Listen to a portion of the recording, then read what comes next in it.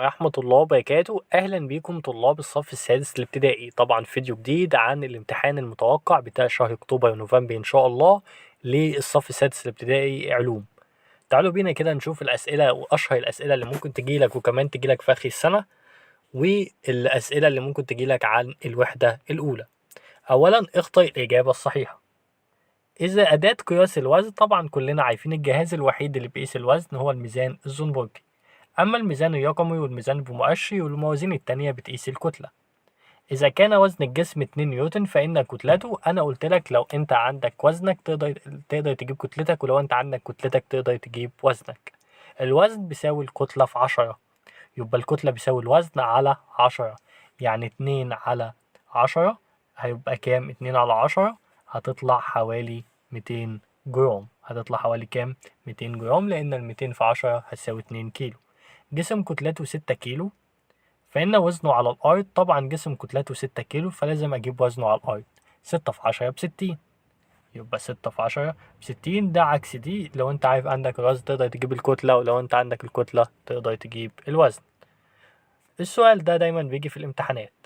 تقاس الكتلة باستخدام، طبعا الكتلة بتقاس باستخدام الجهاز، طبعا هنقول مثلا الميزان المعتاد، بينما تقيس الوزن باستخدام الميزان الزنبرجي. الكتلة مقدار ثابت لا يتغير بتغير المكان.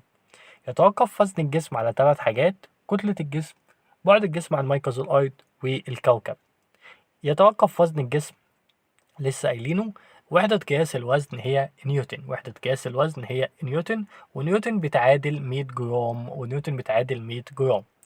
مقدار السؤال الثالث ممكن يجيلك اكتب المفهوم العلمي. مقدار ما يحتويه الجسم من مادة، دي الكتلة. قوة جذب الأرض للجسم، دي الوزن. تمام يا شطار. وحدة قياس الكتلة وتكافئ كتلة مشبك ورق، طبعا هي بكل بساطة كده وحدة قياس الكتلة وكتلتها مشبك ورق دي تعتبر الجرام. أما وحدة قياس الكتلة وتكافئ لتر مية دي الكيلو جرام. دي الكيلو يا شباب جرام.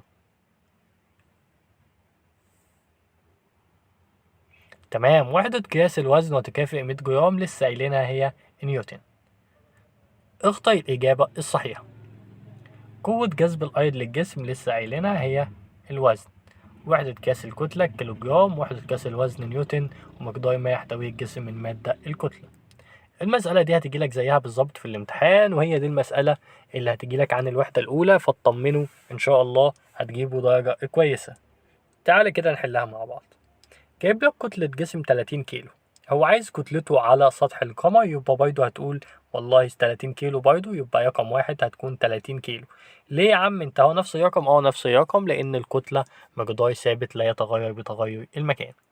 وزن الجسم على سطح الأرض، طبعا وزن الجسم على سطح الأرض هنضرب الوزن طبعا بيساوي الكتلة في 10، يبقى 30 في 10 هتساوي 300، يبقى رقم 2 هنضرب 30 في 10 هتساوي كام؟